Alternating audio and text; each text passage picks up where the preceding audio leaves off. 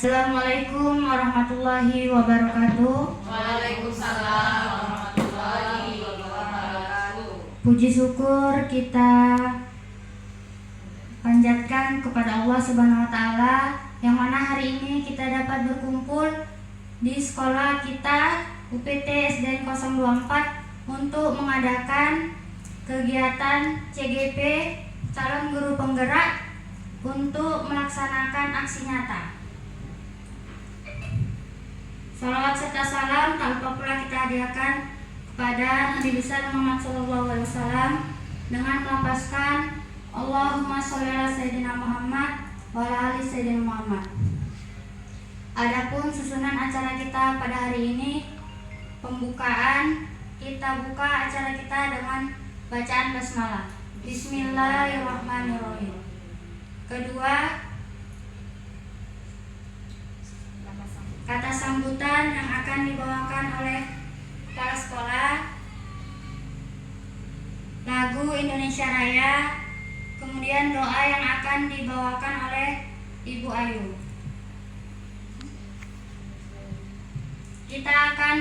Acara kita pembacaan nyanyi Indonesia Raya yang akan dibawa oleh Ibu Tengku Fatimah. Kepada Ibu kami persilahkan.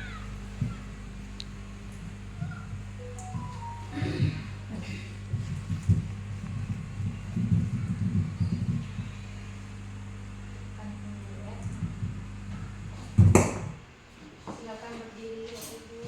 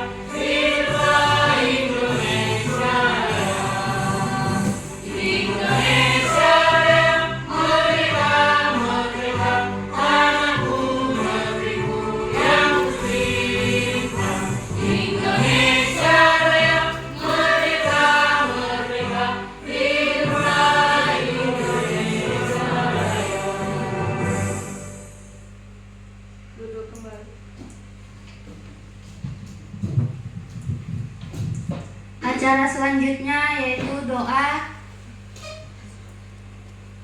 Acara selanjutnya yaitu kata sambutan yang akan dibawakan oleh Ibu Kepala Sekolah.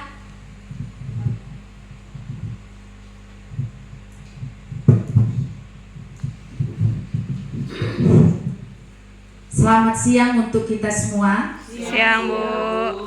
Pertama-tama, marilah kita mengucapkan puji syukur kepada Tuhan Yang Maha Kuasa, yang mana kita diberikan kesehatan sehingga kita bisa berkumpul di aula kita, yaitu UPT SD Negeri 024 Kota Karo. Yang saya hormati Bapak Ibu Guru yang ada di SD 024 Kota Karo ini. Nah, di sini mungkin Ibu akan memberikan sedikit, yaitu kata sambutan dari Ibu, yang mana dalam CGP kita yang melakukan aksi nyata. Di sini Ibu berharap kepada kita semua, dengan adanya guru kita yang lolos dalam CGP Angkatan orang, tentunya kita sangat berbahagia. Kenapa Ibu katakan demikian? Dengan adanya Bapak Ibu guru kita yang terpilih 2 orang, setidaknya di sekolah kita ini sudah ada yang membawakan bertambahnya ilmu kita. Ya, baik itu dalam proses pembelajaran, baik itu dalam mendidik anak-anak kita, baik itu di dalam dan di luar sekolah ini. Pengalaman itu akan bisa lebih ditingkatkan di sekolah kita ini. Dan Ibu sangat berharap kepada yang 2 orang bisa membimbing kepada teman-temannya. Mari kita berkolaborasi, bekerja sama yang baik. Ya, yang ikut CGP boleh memberikan praktik-praktik baiknya kepada yang belum lulus CGP. Mudah-mudahan angkatan ke-11 kita bisa juga ada yang lulus. Ibu mengharapkan demikian. Dan kepada guru Ibu yang 2 orang, tetap semangat. Ya, apa yang kurang boleh kita diskusikan, karena Ibu merasa bahwa Ibu adalah mitra. Kita mitra di sekolah ini. Ibu bisa memberikan sesuatu, ada yang penting dengan ibu-ibu guru dan bapak guru. Kalau bertanya sama Ibu, akan Ibu usahakan. Jadi kita bagaimanalah kalau bekerja mitra itu? Mitra itu harus kompak. Ya, kalau kita kompak, walaupun kita sedikit, kita akan bisa melaluinya. Tapi kalau kita bercerai-berai, semua apa yang kita angan-angankan tidak bisa akan terjadi.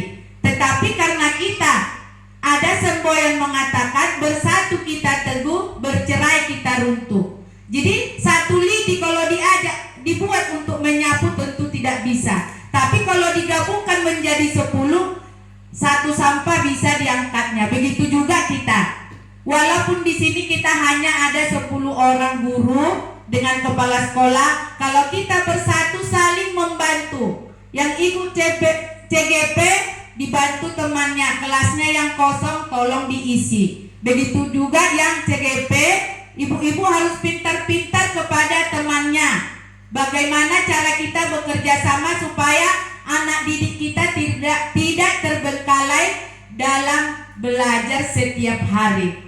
Jadi itulah namanya kolaborasi. Dan Ibu mendoakan mudah-mudahan dengan ikutnya Bapak Ibu guru sebagai guru penggerak, bertambah juga lah nilai-nilai anak didik kita di sekolah kita ini, terlebih dalam akhlaknya.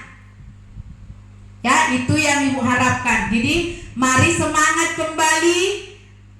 Ikuti terus, perjuangkan terus sampai di akhir nanti mudah-mudahan Bapak Ibu bisa lulus. Itu aja yang Ibu harapkan. Untuk ini Ibu ucapkan banyak terima kasih.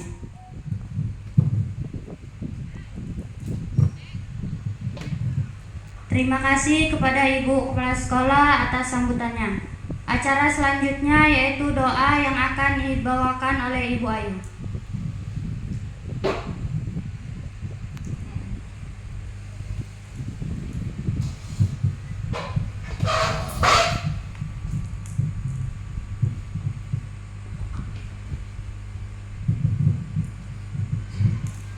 Assalamualaikum warahmatullahi wabarakatuh. Sebelum kita memulai acara, alangkah lebih baiknya kita berdoa sesuai dengan keyakinan kita masing-masing. A'udzubillahi minasyaitonirrajim. Bismillahirrahmanirrahim. Alhamdulillahirabbil alamin. Assalatu wassalamu ala asrafil anbiya'i wal mursalin wa ala alihi wa sahbihi rasulillahi ajma'in. Ya Allah, ya Tuhan kami, hari ini kami berkumpul di sini untuk mendengarkan ilmu, ya Allah. Berkahilah apa yang kami dengar, ya Allah. Mudah-mudahan apa yang kami dengar dapat kami laksanakan untuk kelancaran proses belajar di sekolah kami, ya Allah. Rabbana atina fid dunya hasanah wa fil akhirati hasanah wa qina adzabannar. Subhana rabbika rabbil izzati amma yasifun wa salamun alal mursalin walhamdulillahi rabbil alamin. Assalamualaikum warahmatullahi wabarakatuh. Semoga dengan doa dari Ibu Ayu, acara kita berjalan dengan lancar. Acara selanjutnya yaitu acara yang kita tunggu, pembekalan ilmu dari Ibu kita, Ibu Ermawati. Pada Ibu, kami silakan.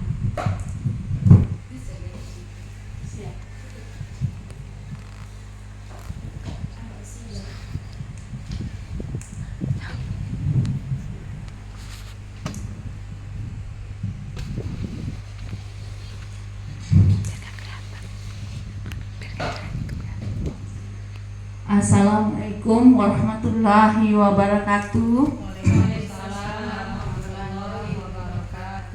Selamat pagi menjelang siang kawan-kawan semua. Baiklah Bapak Ibu, sebelum saya melanjutkan, alangkah baiknya kita berpantun dulu ya Bapak Ibu ya.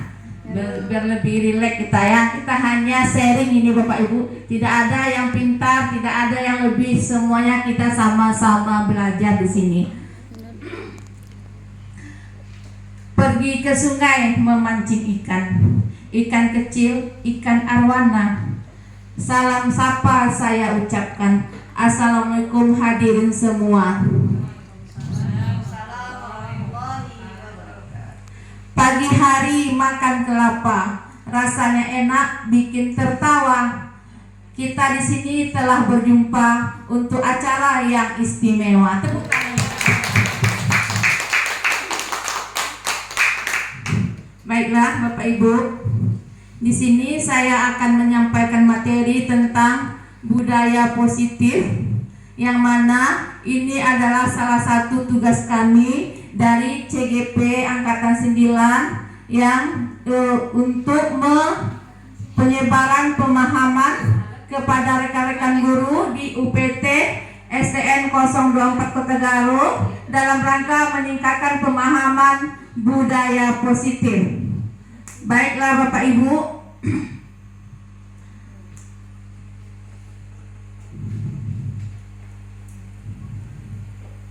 buka anak.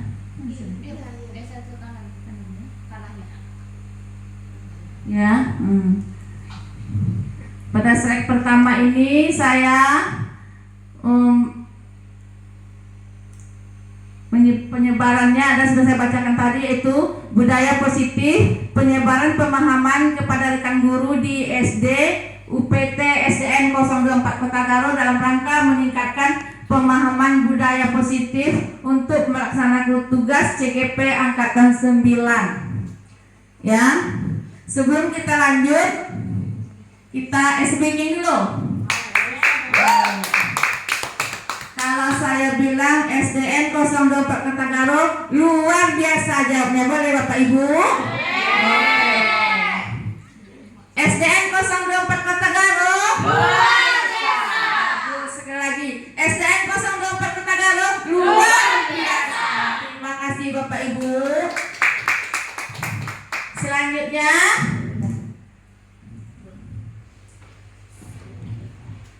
saya akan menjabarkan terlebih dahulu apa itu budaya positif. Budaya positif adalah perwujudan dari nilai-nilai atau keyakinan universal yang ditempatkan di sekolah kita. Sebelum kita melanjut, saya ingin bertanya sama Bapak Ibu. Menurut Bapak Ibu, apa itu budaya positif tersebut? Ada yang bisa? Saya Bu. Ya, Bu Rita silakan. Terima kasih Bu. Kalau menurut saya budaya positif itu dari sehari-hari yang sudah kita terapkan sama dengan disiplin. Oh, artinya adalah budaya positif itu adalah disiplin diri yang hal-hal yang positif. Bagus sekali Bu Rita. Selanjutnya, 6 inti atau 6 konsep dari budaya positif ini. Yang pertama adalah perubahan paradigma stimulus respon belajar. Yang kedua, konsep disiplin positif. Yang ketiga, keyakinan kelas. Yang keempat, pemenuhan 5 kebutuhan dasar dasar manusia. Yang kelima, 5 positif kontrol. Yang keenam, segitiga restitusi. Yang pertama saya akan membahas tentang perubahan paradigma stimulus respon atau belajar ya Bapak Ibu.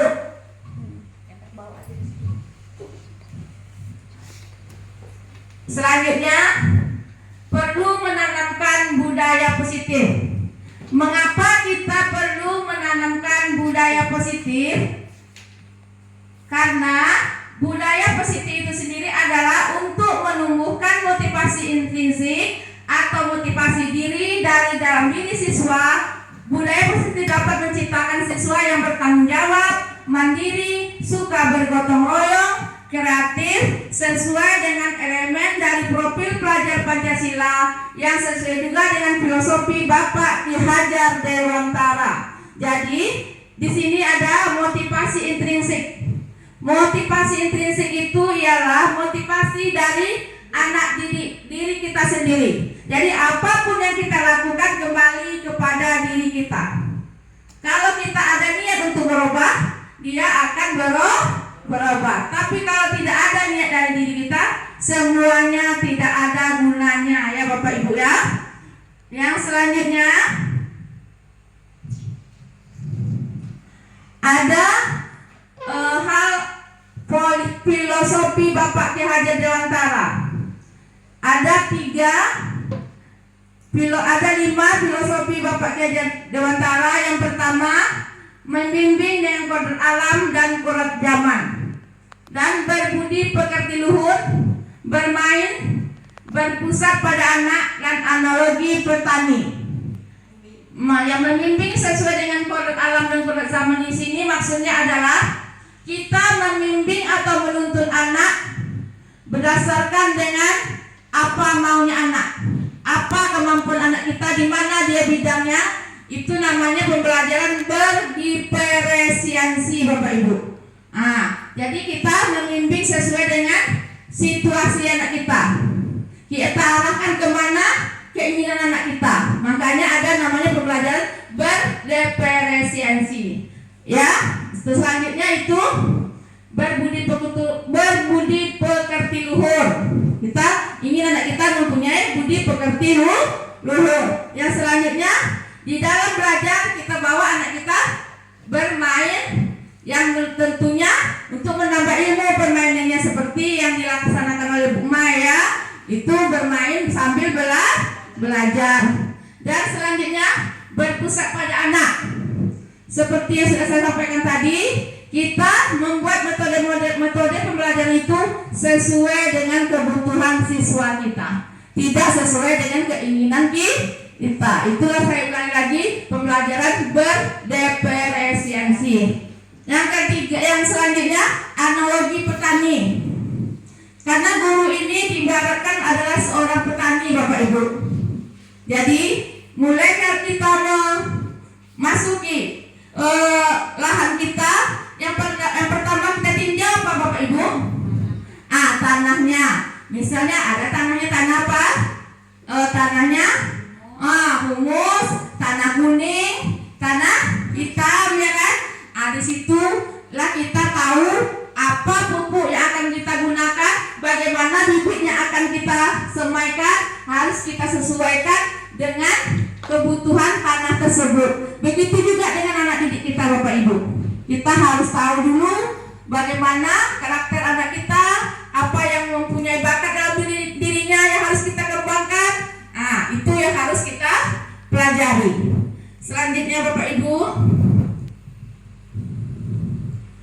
filosofi guru. Filosofi Ki Hajar Dewantara. Di baliknya itu. Hah? Di baliknya diklik lagi lanjutnya. Udah tadi. Nanti kita aja ya Anggi. Enggak, filosofi Ki Hajar Dewantara itu. Kita lanjut dengan filosofi Ki Hajar Dewantara tentang guru ya Bapak Ibu.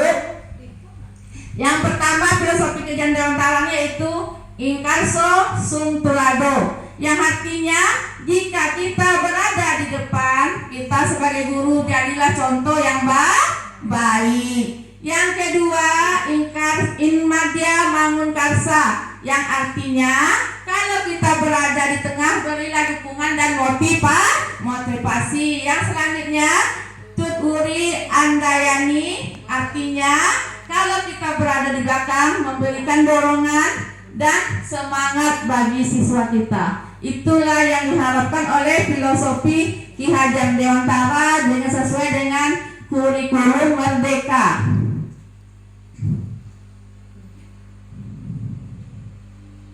Dan selanjutnya lagi Bapak Ibu, profil pelajar Pancasila. Kita sudah tahu bersama ya Bapak Ibu apa itu. Lagunya juga ada, profil pelajar Pancasila. Ayo kita sama-sama berdiri Bapak Ibu, kita nyanyikan berlebih semangat.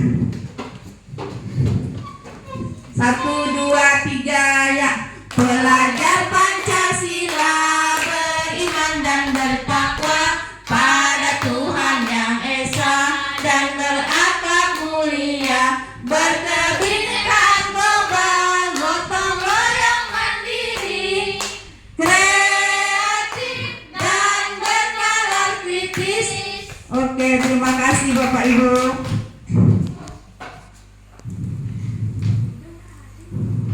Sebelum kita melanjutkan pembelajaran kita,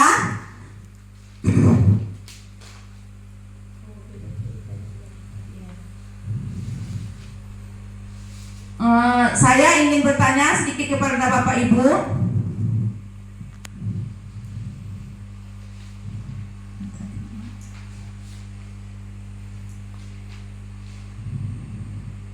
Pembelajaran yang kita inginkan, ya, pembelajaran yang kita inginkan sebagai kita adalah seorang guru. Kita ingin pembelajaran kita itu berpusat pada guru kah atau kepada murid kah Bapak Ibu?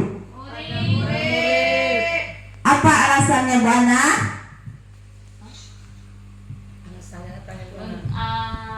Supaya alasannya adalah agar anak kita bisa tumbuh menjadi anak yang lebih kritis, bertanggung jawab dan aktif. Alhamdulillah, terima kasih Bu Ana. Ya, itulah yang diinginkan oleh seorang Ki Hajar Dewantara. Kalau pembelajaran itu adalah berpusat kepada murid, itulah saya ulangi lagi, disebut dengan pembelajaran berdiferensiasi. Lanjut kita pembelajaran berpusat pada siswa ya. Pembelajaran yang berpusat pada siswa untuk menanamkan prinsip-prinsip pembelajaran berdiferensiasi.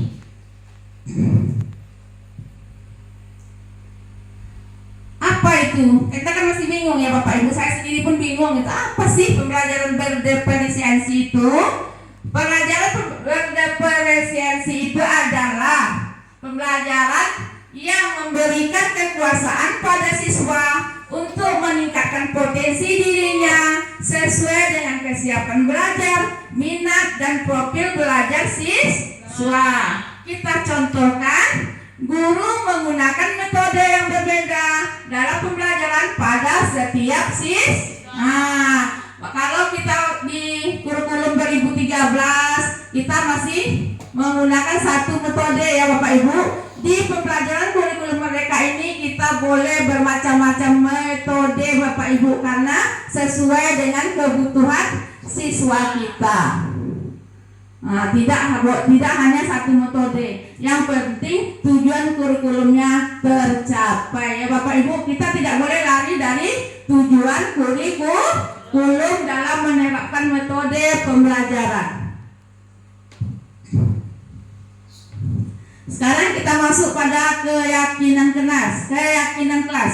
Mungkin dari Bapak Ibu sudah ada yang membuat keyakinan kelas, guru kelasnya? Sudah ya Bapak Ibu ya. Di sini saya sedikit menekankan untuk keyakinan kelas kita ini.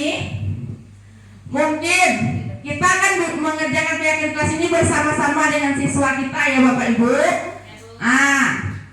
Kita suruh anak kita mungkin masing-masing. Kalau saya kemarin membuat keyakinan kelas itu, saya suruh anak saya masing-masingnya satu anak satu keyakinan kelasnya, ya. Oh, mungkin anakku ada 15, berarti 15 keyakinan kelasnya. Tapi nanti kita cari kelompok-kelompokkan mana yang sama, kita samakan. Keyakinan kelas itu tidak perlu banyak-banyak Bapak Ibu, cuma cukup 5 atau 6 saja, karena takutnya tidak tercapai dengan apa yang kita harapkan kalau banyak-banyak. Di sini saya hanya menambahkan sedikit untuk keyakinan kelas ini Bapak Ibu. Untuk keyakinan kelas itu kan anak-anak kadang bahasanya rancu ya Bapak Ibu ya. Misalnya kata stop membuli, ya kan? Ada bilang tidak, jangan ribut ya. Ada yang seperti itu ya Bu, ya Bapak Ibu ya. Ada lagi yang ributnya makan di kelas Bu. Nah, kalau kita ingin membuat keyakinan kelas, kita harus mempositifkan dulu kalimatnya Bapak Ibu. Kalimat yang rancu tersebut kita buat menjadi kalimat positif agar dia masuk ke pembelajaran ke bahasa universal namanya, ya. Contoh ini saya kasih contoh satu ya Bapak Ibu. Tidak boleh berisik atau ribut kata Ibu. Kata anak kita kan membuat keyakinan kelasnya. Jadi kita buat kalimat positifnya dulu. Kita buat kalimat positifnya contoh seperti ini. Menjaga keamanan ke kelas. Nah, apa lagi? Misalnya dibuat anak itu tidak boleh membuli teman, kan? Kita buat apa? Tidak boleh membuli teman berarti dia harus menghormati. Dia harus menghormati teman atau gurunya. Guru boleh dibully Bapak Ibu? Jadi kita sepakati kalimat positifnya adalah menghormati guru dan teman. Begitu ya Bapak Ibu ya. Jadi untuk kalimat positifnya itu dia ya. Kita buat dulu ke kalimat positifnya.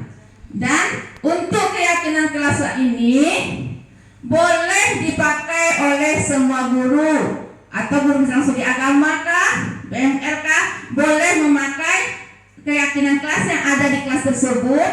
Tapi boleh juga dia kalau ingin inisiatif untuk membuatnya sendiri. Contohnya guru agama, misalnya Bu Mariani ingin membuat keyakinan kelas sendiri waktu pembelajaran agama, boleh. Tapi kalau tidak mau, boleh memakai yang sudah ada. Begitu ya Bapak Ibu ya. Selanjutnya, ini di sini ada sedikit saya tambahkan juga keyakinan kelas. Dalam menerapkan keyakinan kelas harus ada nilai-nilai kebajikan universal yang situ. Itu juga Bapak Ibu ya. Dalam pembuatan keyakinan kelas ini juga ada nilai-nilai kebajikannya. Contohnya harus mempunyai nilai keadilan, tanggung jawab, kejujuran, kasih sayang, percaya diri dan kesabaran. Ya. Sampai di situ ada yang ditanyakan Bapak Ibu? Silakan Bu Mai. Menerapkan nilai-nilai kebajikan universal, yaitu di situ Ibu katakan kasih sayang. Iya. Kasih sayang yang seperti apa yang kita katakan kepada anak kita, Bu? Iya, terima kasih ya Bu Mai. Maksudnya kasih sayang di sini adalah cara dia memperlakukan temannya, cara guru memperlakukan siswanya, cara dia berkelakuan dengan adiknya, harus menimbulkan rasa kasih sayang. Tidak seperti orang lain yang misalnya begini, itu kan nggak adik dia, kalau jatuh ya nggak usah masa bodoh. Dimanapun dia berada, dia harus menimbulkan rasa kasih sayang pada dirinya, baik itu kepada gurunya, baik itu kepada teman sejawatnya, baik itu kepada adik kelasnya sendiri. Begitu Bu Mai? Bisa Bu Mai? Oke, terima kasih. Lanjut lagi, kita kepada kebutuhan dasar manusia. Kebutuhan dasar manusia ini menurut teori Gesell itu ada 5 kebutuhan dasar manusia. Yang pertama, kebutuhan fisiologis. Ada yang tahu Bapak Ibu apa itu kebutuhan fisiologis? Apa itu Bu? Kebutuhan fisiologis itu kebutuhan contohnya sandang, pangan, perumahan. Itu namanya kebutuhan fisiologis atau disebutkan dengan kebutuhan pokok. Selanjutnya kebutuhan akan rasa aman, ya. Dimanapun dia berada pasti dia ingin ada rasa aman pada dirinya ya Bapak Ibu ya. Yang selanjutnya kebutuhan akan rasa memiliki dan kasih sayang. Betul nggak Bapak Ibu? Betul. Nah, dimanapun kita berada, kita ingin ada rasa memiliki, ada rasa punya kasih sayang ya Bapak Ibu. Selanjutnya kebutuhan penghargaan. Ada yang bisa bantu saya? Apa itu kebutuhan penghargaan? Silakan Bu Ana. Menurut saya Bu, kebutuhan penghargaan itu misalnya ketika anak membantu orang tuanya di rumah. Nah, kita sebagai anak kan ingin diapresiasi atau dihargai gitu kan, diberi kayak kata-kata pujian gitu. Nah, menurut saya itu merupakan kebutuhan penghargaan. Jadi anak merasa Bagus dihargai. sekali Bu Ana. Sudah tersampaikan ya kebutuhan penghargaan. Selanjutnya kebutuhan aktual atau kekinian. Kebutuhan aktual atau kekinian apa? Coba berita. Iya Bu, kalau kebutuhan kekinian itu bisa dicontohkan sekarang Bu, penggunaan IT. Iya, Kalau saya kelas 6, salah satu bentuk kegiatan yang pernah saya lakukan memberi tugas ke anak dengan menggunakan IT, pergi ke warnet, pembuatan kayak pipa makalah mini.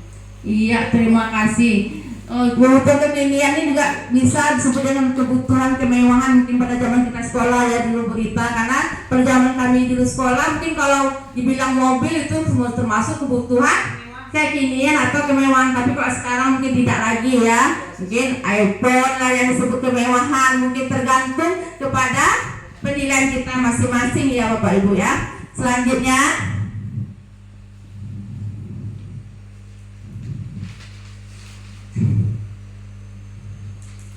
kita masuk kepada posisi kontrol.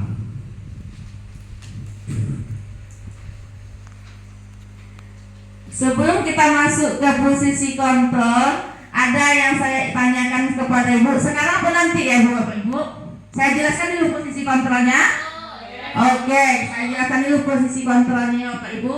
5 posisi kontrol. Yang pertama adalah penghukum, yang kedua pembuat rasa bersalah, yang ketiga teman, yang keempat pemantau, yang kelima manajer. Ya, inti dari posisi kontrol ini, apapun yang kita lakukan kembali pada motivasi diri kita. Ini cara kita memperlakukan anak Bapak Ibu. Kalau dia melakukan suatu kesalahan, misalnya kalau dia penghukum, apa kita contohkan? Siapa yang bisa? Kalau guru menghukum siswanya, bisa Bu Ayu? Contoh kalau seorang guru menghukum siswanya, apa contohnya? Misalnya menyuruh anak hormat bendera. Bagus Bu Ayu, itu contoh penghukum, menyuruh anak menghormat bendera. Apalagi Bu Ana?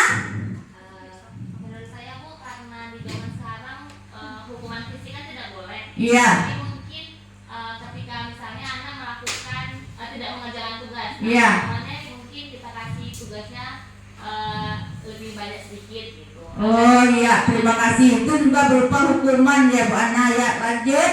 Kalau pembuat rasa bersalah, siapa yang bisa memberi contoh pembuat rasa bersalah?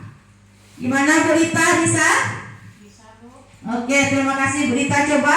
Kalau yang sudah saya terapkan waktu siswa saya tidak masuk kelas, saya absen, Iya. saya panggil dia ke kantor, Heeh. saya lakukan proses kayak diskusi, Iya. kemudian siswa tersebut mencurahkan apa sebabnya dia tidak masuk sekolah. Dampaknya dia merasa bersalah, dengan adanya bukti fisik dia menangis Bu. Terima kasih Bu Rita, berarti memang sudah benar-benar kita laksanakan ya Bapak Ibu di SD 024 ini. Terima kasih atas kolaborasi yang baik ya. Tepuk tangan untuk kita semua dulu. Berarti sebagian dari kurikulum mereka itu sudah kita laksanakan ya Bapak Ibu. Oke. Selanjutnya kalau dia sebagai teman, bisa Bu Mariani? Kalau dia sebagai teman, sebagai teman dalam kelas atau sebagai teman sejawat. guru yang dia seperti teman, dia menyampaikan kepada siswanya. jika anak itu ada kesalahan, Iya. lalu kita apakah dia nasihati dengan apa? Dengan kasih.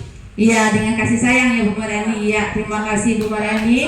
Jadi kita berkata, anggaplah kita berkata seperti kita menyampaikan Anak sama orang teman. Ya. Teman. Kenapa kamu Andi melakukan kesalahan?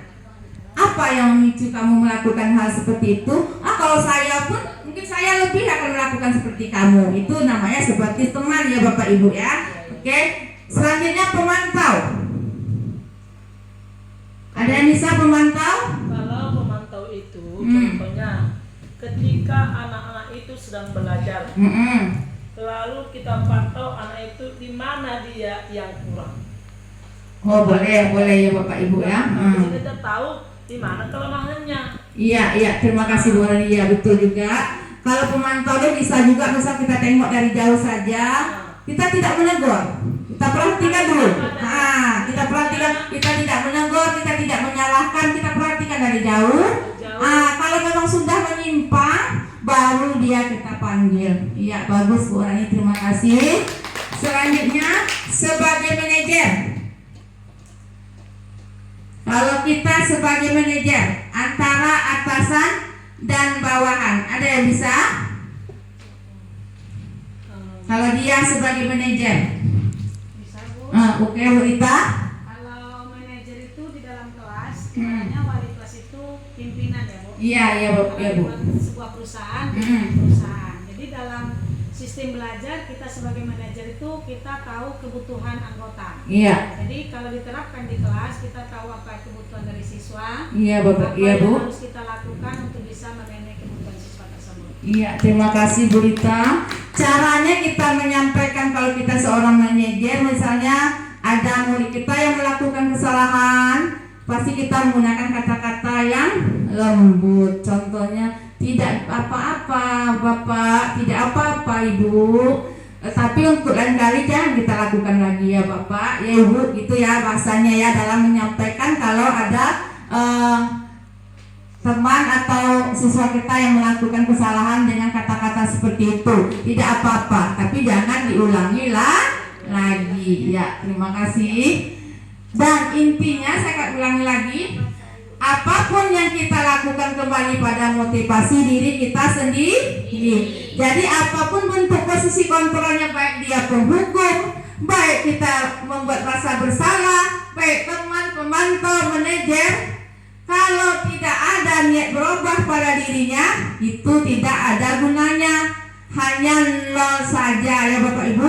Kembali kepada diri anak murid kita, bagaimana cara kita memotivasi dia agar dia tidak melakukan hal itu kembali. Harus ada niat dari dalam dirinya. Contohnya, dia sering melakukan kesalahan. Contohnya kita datang terlambat, contohnya kan kita beri dia hukuman kan. Kalau yang terlambat kita suruh lari keliling sekolah, itu penghukum namanya kan Bapak Ibu, memberi penghukum namanya itu kan. Terus yang menghukum ini guru kelasnya kan. Pas besoknya guru kelasnya tidak masuk, Bu Rita nggak masuk, terlambat lagi gitu ya kan. Itu namanya tidak ada kesadaran diri. Sama aja, walaupun dia dihukum dengan kontrol teman, pemantau, semuanya tidak ada gunanya itu Bapak Ibu kalau dirinya tidak niat jadi bagaimana motivasi kita sebagai guru? Yaitu kita harus menumbuhkan kesadaran diri siswa kita sehingga mereka melakukan hal-hal yang baik yang datang dari kesadaran sendiri tanpa adanya iming-iming dihukum, ditegur, diancam atau karena mendapat penghargaan. Misalnya siapa cepatnya nanti Bu kasih hadiah, itu namanya penghargaan ya. Jadi apapun yang kita lakukan kalau tidak ada niat dari dirinya tidak akan terlaksana. Jadi tugas kita sebagai guru, saya ulangi lagi, kita harus menumbuhkan atau kesadaran diri mereka agar mereka melakukan hal yang baik itu berdasarkan kesadaran diri sendiri, tidak karena adanya 5 posisi kontrol tersebut. Baik Bapak Ibu, masih semangat Bapak Ibu? Semangat Bu. Oke, kita lanjutkan ya. Ini ada posisi kontrol ya. Yang pertama, ya sudah, kali ini tidak apa-apa, nanti Ibu bantu bereskan. Itu posisi kontrol apa itu Bu Mai? Bisa teman, Ya, bisa teman sejawat, boleh Bu Mai. Yang sudah kali ini tidak apa-apa, nanti Ibu bantu bereskan. Itu posisi manajer ya. Kalau yang kedua, gimana kalau orang tua kamu tahu bahwa kamu di sekolah berbuat salah begini?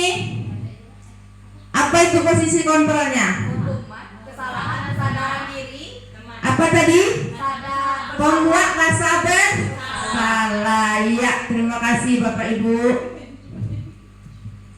Sekarang kita masuk kepada segitiga restitusi. Ini yang terakhir ya Bapak Ibu ya. Segitiga restitusi. Apa itu segitiga restitusi? Itu proses menciptakan kondisi bagi murid untuk memperbaiki kesalahan mereka sehingga mereka bisa kembali pada kelompok mereka dengan karakter yang lebih kuat. Di sini ada 3 proses dalam segitiga restitusi. Yang pertama, menstabilkan identitas. Yang kedua, validasi tindakan yang salah. Yang ketiga, menanyakan keyakinan. Ini juga sama dengan posisi kontrol tersebut Bapak Ibu. Ini caranya lagi kita kalau anak itu mau melakukan kesalahan. Apa yang kita lakukan pertama sekali? Yang pertama sekali kita lakukan adalah menstabilkan identitas. Bagaimana menstabilkan identitas? Kita menanyakan dulu pertama sekali adalah apa yang sedang terjadi. Apa yang sedang terjadi? Baru kita lanjut dengan validasi tindakan yang salah. Contohnya, kamu pasti mempunyai alasan ya, anak ibu, untuk melakukan hal tersebut. Lanjut lagi yang ketiga, menanyakan keyakinan. Kalau sudah begini, kita sudah membuat peraturan keyakinan kelas kan anak ibu? Dijawab anak udah, misalnya kan. Kalau sudah begini, kira-kira keyakinan kelas apa yang kamu langgar? Nah, itu namanya menanyakan keyakinan. Kalau mereka sudah tahu apa yang dilanggar, terus apa tindakan kamu sebagai seorang siswa yang baik anak?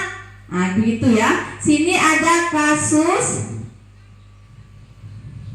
Nah, ada kasusnya di sini. Saya bacakan aja ya Bapak Ibu. Irfan tidak mengerjakan tugas.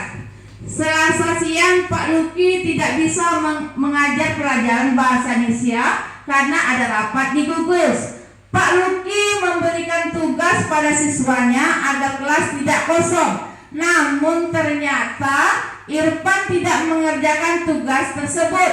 Ia malah memilih tidur-tiduran di meja dan tugasnya tidak dikumpulkan.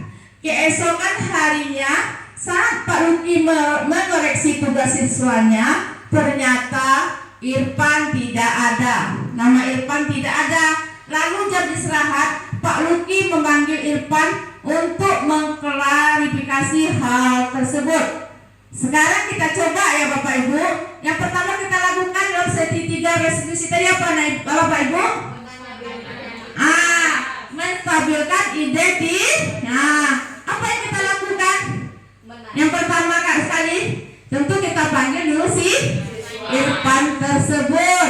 Baru kita, misalnya kita panggil ke ruang guru kah, atau di kelas, atau di ruang pustaka, ini boleh Bapak Ibu.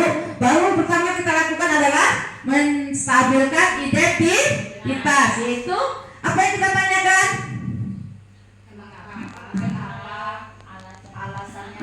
Apa yang sedang terjadi? Mengapa kamu tidak mengerjakan tugas Irfan? Ya begitu Bapak Ibu. Baru dijawab oleh si Irfan apa alasannya, apa kira-kira jawaban Irfan Bu Mai? nggak tahu aku Bu, males aku Bu. Oh, begitu ya. Kalau udah dibilang begitu apa selanjutnya di kerja kita Bapak Ibu? Tahu aku Bu, malas aku Bu. Misalnya begitu ya Bapak Ibu. Apa yang kita lakukan lagi? Yaitu validasi tindakan yang sah. Apa yang kita tanyakan lagi sama dia? Apa yang akan kita tanyakan sama dia? Tentu kita tanya, kamu pasti mempunyai alasan ya Irfan, mengapa kamu tidak mengerjakan tugas? Coba jelaskan sama ibu. Kamu tidak mengerjakan tugas, apa alasannya? Mungkin penanya tidak ada, mungkin alasannya ya kan? Atau nggak enak badan, ya kan? Banyak ya. Kata Bu Rita 1000 jalan ke Roma ya kan? Kalau mencari alasan itu gampang sekali ya Bapak Ibu. Soal dia sudah menyebutkan apa alasannya, misalnya saya tidak punya pena Bu, ya kan?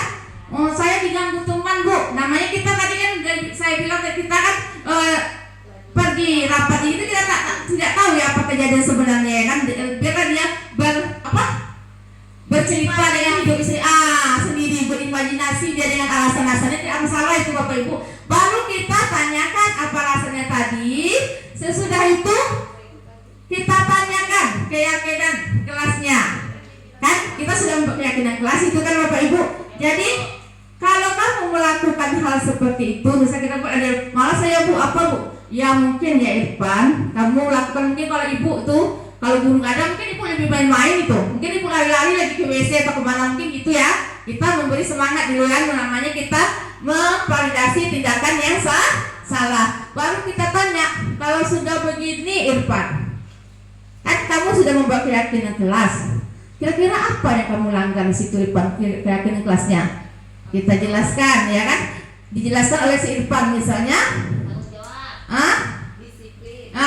Melanggar disiplin, terutama disiplin di diri. Iya, terutama disiplin diri. Berarti kamu tahu ya Irfan, kesalahan kamu, ya kan? Mungkin dia tahu lah ya kan kesalahan dia tahu apa yang dilanggar, yang buat keyakinan diri kayak apa? Disiplinan diri, terutama disiplin diri sendiri Bu, katanya kesemangat dia itu Bu, ibu menyampaikannya itu. Baru kalau kamu tahu kesalahan itu, kira-kira apa yang akan kamu laksanakan ke depan? Kita memberi dia mengintrospeksi dirinya sendiri. Jangan kita memberi jalan. Kalau sudah tahu kamu kesalahan kamu yang kamu langgar keyakinan kelas itu sudah kita laksanakan bersama-sama, sudah kita setujui, sudah kita tanda tangani, berarti kita harus bagaimana Irfan?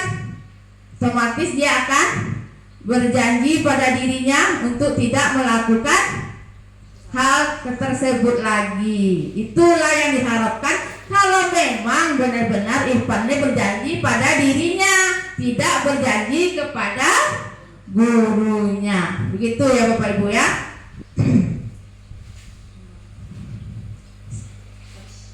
Oke, sebelum saya tutup, ada yang kira-kira Bapak Ibu tanyakan? Tinggal melaksanakannya Bu.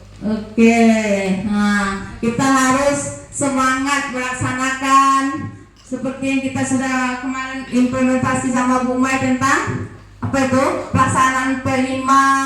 Kita gembar-gembor namanya itu berkolaborasi ya, tinggal kita melaksanakannya.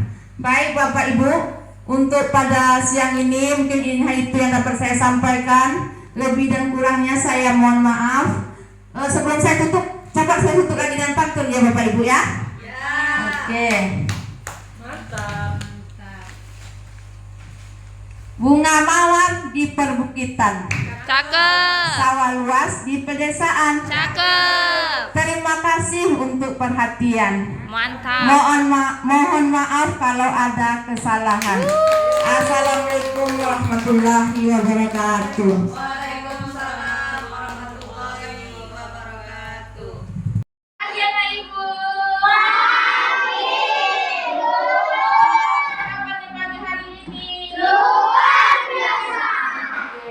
Kelas 4 hebat.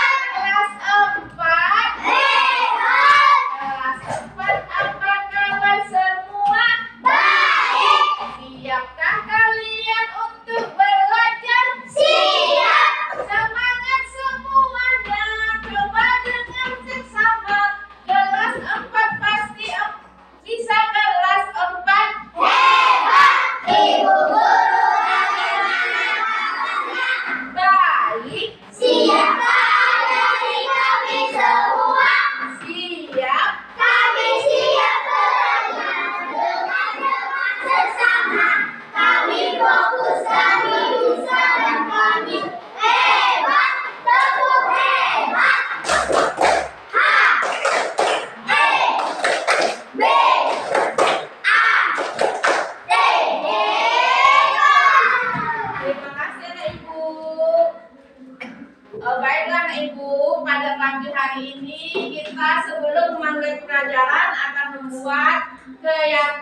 kelas dulu. Adakah anak ibu yang tahu apa itu keyakinan kelas? Keyakinan kelas itu adalah kesepakatan bersama antara siswa dan gurunya tentang peraturan di kelas. Sekarang ibu mau tanya, ada yang tahu apa itu peraturan? Ada yang tahu peraturan? Apa contoh peraturan anak ibu? Memakai pakaian lengkap. Memakai pakaian lengkap. Oh, pintar anak ibu peraturan. Pernah nggak kalian disuruh membuat peraturan seperti itu? Jadi beda peraturan dengan keyakinan Quran. Kalau peraturan kita tidak mengerjakannya, ya kan? Itu sudah ada dari sekolah. Kalau keyakinan sama-sama kita kerjakan apa yang akan kita laksanakan, ya kan? Apa gunanya keyakinan Quran? Ada yang tahu? Guna keyakinan Quran adalah untuk mendisiplinkan diri agar lebih baik lagi ke depannya, ya. Jadi keyakinan kelas itu untuk kita patuhi. Baiklah anak ibu, akan kita mulai membuat keyakinan kelas. Ini ada ibu kasih ke anak ibu kertas satu orang satu. Jadi anak ibu mengerjakannya